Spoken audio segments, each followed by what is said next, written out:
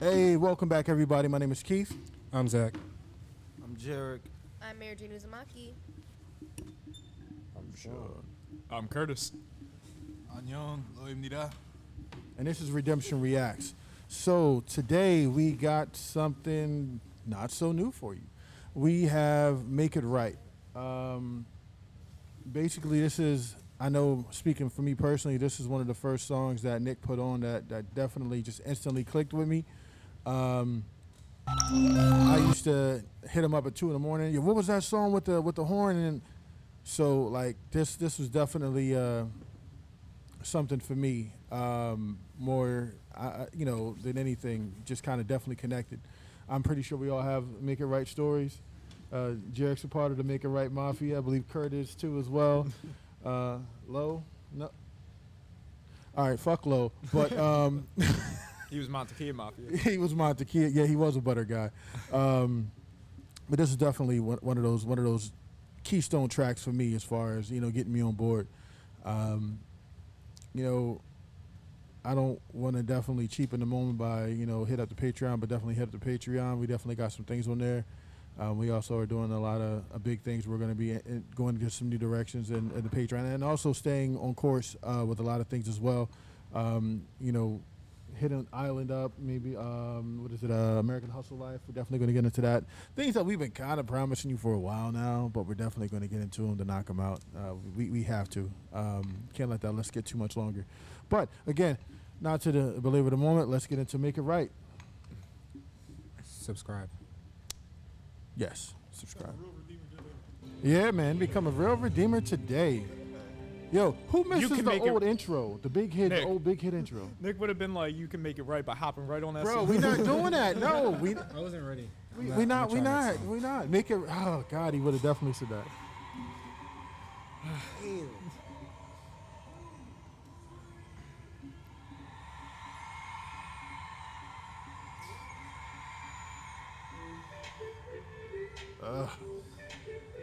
That's surreal, man.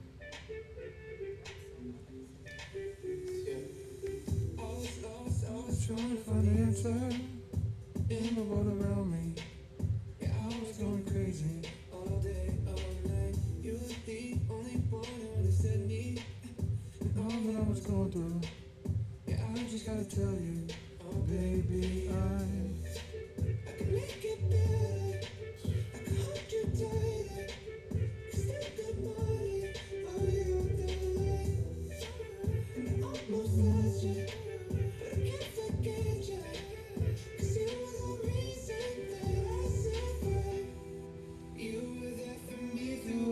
Times I cried, I was there for you, but then I lost my mind. I know that I messed up, but I promise I can make it right. Alright, alright.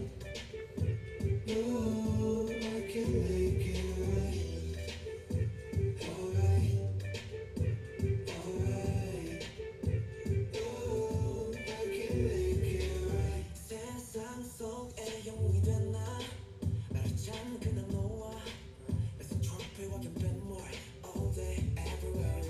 You gonna do it, Jared?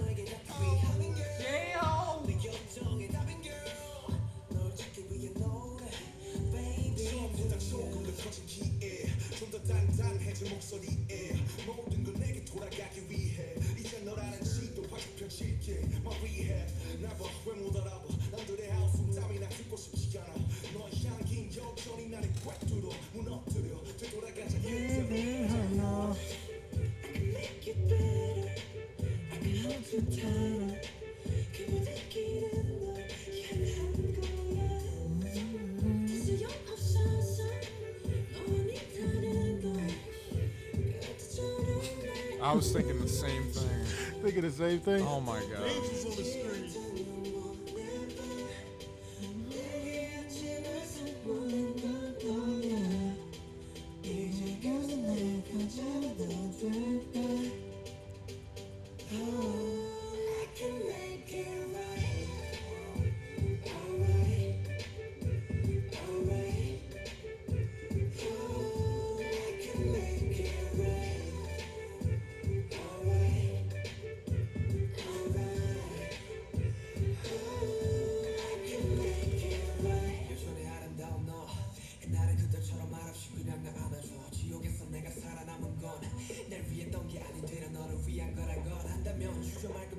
메말라 너 없이 헤쳐왔던 사막 위는 목말라 그러니 어서 빨리 날 잡아줘 너 없는 바다는 결국 사막과 같은 거란 걸 알아.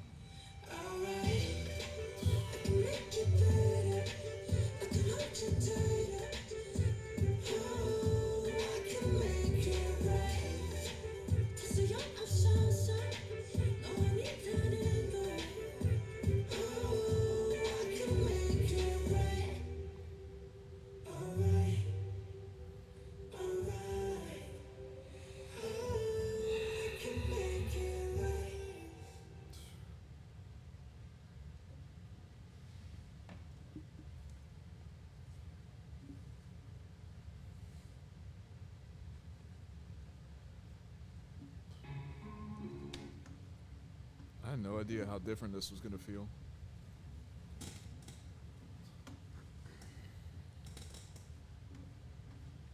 Yeah.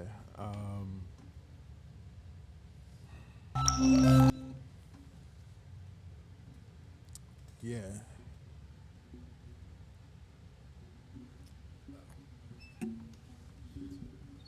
Man. Not to be one of them bulls, niggas say, but it's funny because this is the only song from Persona I don't have downloaded. Mm. I don't know why. Like, I think also because of that. The song is cool. It's just not, one that really grabbed me from the jump and everything like that. But it's still funny that I'll still bop to it and still kind of just feeling everything like that. And personally, like just listening at the lyrics and everything that they were talking about here, like I said, everything's going to be a lot heavier at this juncture for us and stuff like that. But I'm also just kind of taking solace in things too, that I have this music here, kind of like to bond and, like I said, to help me get through it, as well as having you guys. That's what makes it easier for me, or makes it right for me, that I know I still got all of y'all and I still have all this music. It's the spirit.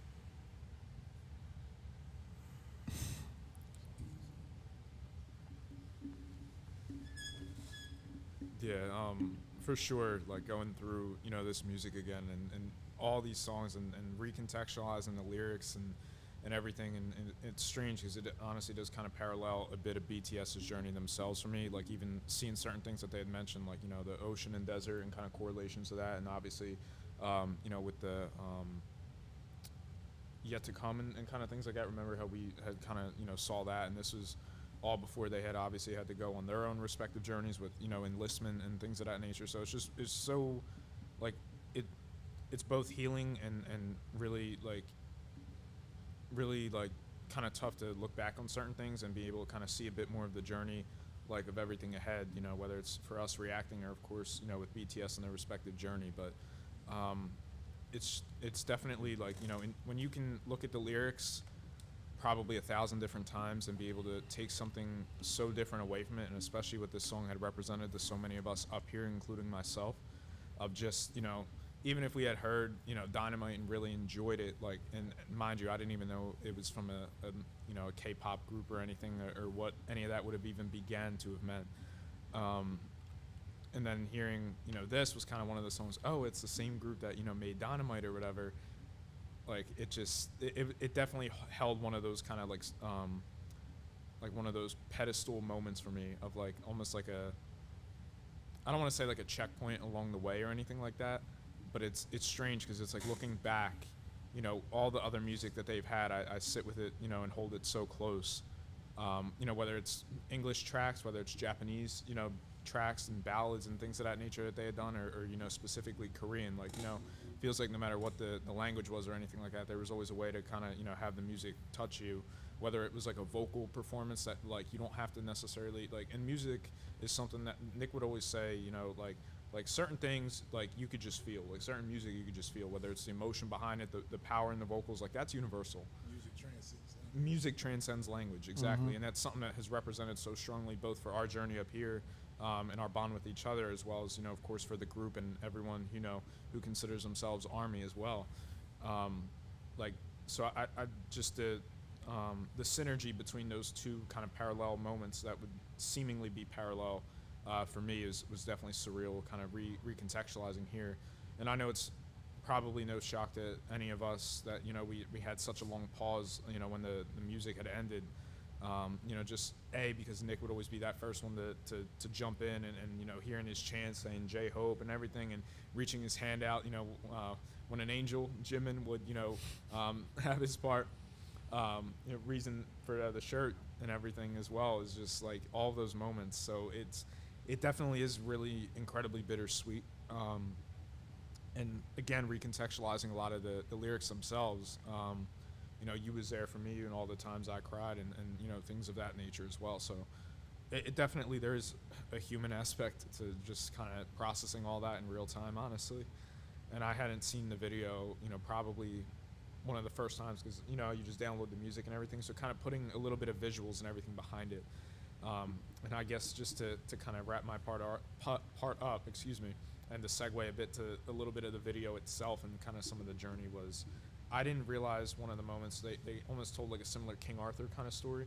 And it wasn't anything that I recalled or certainly was able to, piece together at the time, having now, seen so much. But when they reach for the sword and then they kind of, match cut that with the microphone itself, meaning that this is the proverbial sword that they picked up that allowed them to, and then the purple cave and everything and the dragon, and then how they kind of make that analogy of almost like the purple ocean of being around Army, so much of the footage being just live performing of them up with Army, and that synergy, between themselves and Army, it definitely all hits a special place, both with, everything that we're going through up here, just, as individuals and as a team, and certainly with everything of, BTS and their respective journeys. So one of the things I will say about BTS and their art, with respect to everything, that we're kind of going through up here as well, is there's always going to be songs, no matter how much you've heard, whether it's 100, 200, 1,000, K-pop in general, music in general, you're always going to be able to kind of reinterpret something new, no matter how many times you've heard it, because you have a very specific thing.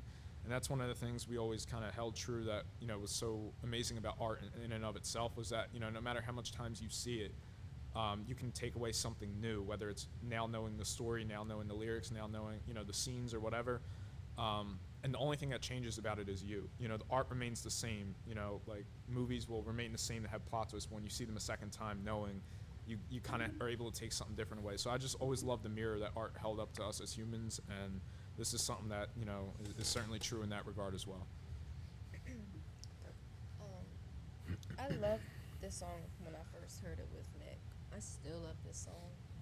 It's crazy how a song, when you first listen to it, it can mean one thing to you, and then something happens, and then now listening to it, and it hits in a whole different light. You still love it, but now it just hurts. And I knew this was going to be tough coming back without having Nick here for the very first time, but it just hurts a lot. It hurts a lot, especially just knowing I'm waiting for certain shouts, certain dance moves, or how I know how he felt about each and every one of these members, especially Jimin. It really hurts, but I do love this song a lot. I do love it a lot. And it made me even love it even more for Nick. But it hurts. One thing me and Nick always agreed on, make it right, is that the song is always just gonna get better. This was one of those songs that I listened to before we even did K-pop and like the reactions, and I remember talking to Nick about it because I heard of BTS because I saw them trending on Twitter, and I thought, behind the scenes Me too. was trending and shit. So, and me getting into like music around that time, I was just interested in whatever, and I knew they existed, but I remember him playing this song at I think it was Fairmount. Fair? Yeah, Fairhill in mom room. He was always listening to K-pop in mom room. Uh, and just listening to it now, like you said, Mary Jane, it just hits in a whole different light. And I know we all felt it listening and just reading the lyrics and looking at the visuals and just seeing a whole much deeper meaning to it. But so much appreciation. Um, I love the song even more. Um, Great song. It just keeps getting better. Yeah, great song.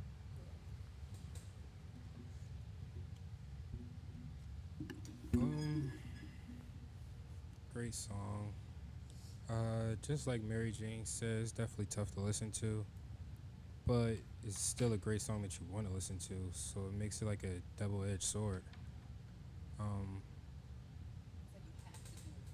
yeah, but reading the lyrics, it was definitely difficult. Definitely some of the stuff registered at home. Um, yeah, I don't know really what to say honestly. Just really what Jarek said as well. The song just keeps getting better. It just doesn't. I don't know. I know it's just not me, but it just doesn't feel right. Just like reacting and stuff without Nick.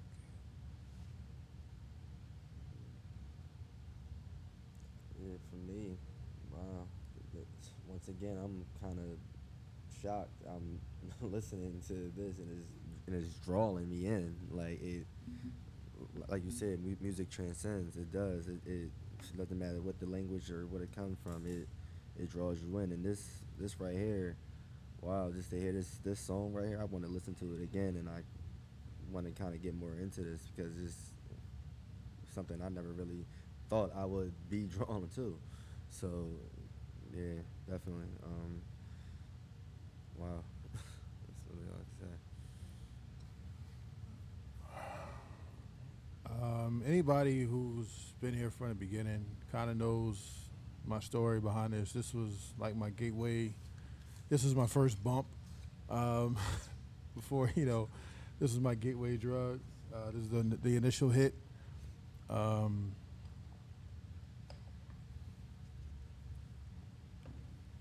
I don't know. I don't necessarily have so much to say. I can't overstate the importance of this song to me and my journey. I can't overstate the importance of this song to me and Nick's relationship, as far as him kind of introducing me to the world of K-pop, or reintroducing me to the world of K-pop, but actually, no, you're fine. Introduced me to the point where it felt relevant. Like I poked my head in before, but it was like Gen 2, and they were doing some stuff that I just wasn't up to the time. But I think the best way I can probably honor is to kind of maybe just if we could all just kind of give a moment of silence on the outro for Nick, and just kind of let it breathe a little bit, and just kind of just give it some silence and just let the redemption hit up and then this picture show. And yeah, all right, so like, comment, subscribe, check us out, join the Patreon. We'll have some things on there. We're doing some American Hustle Life. We'll also be getting into more lives, more dance practices. Choreo battles is still going to be around, things like that. Nothing changes. Love you, Redeemers. Love y'all. Love you. Gonna holla at y'all. Take care.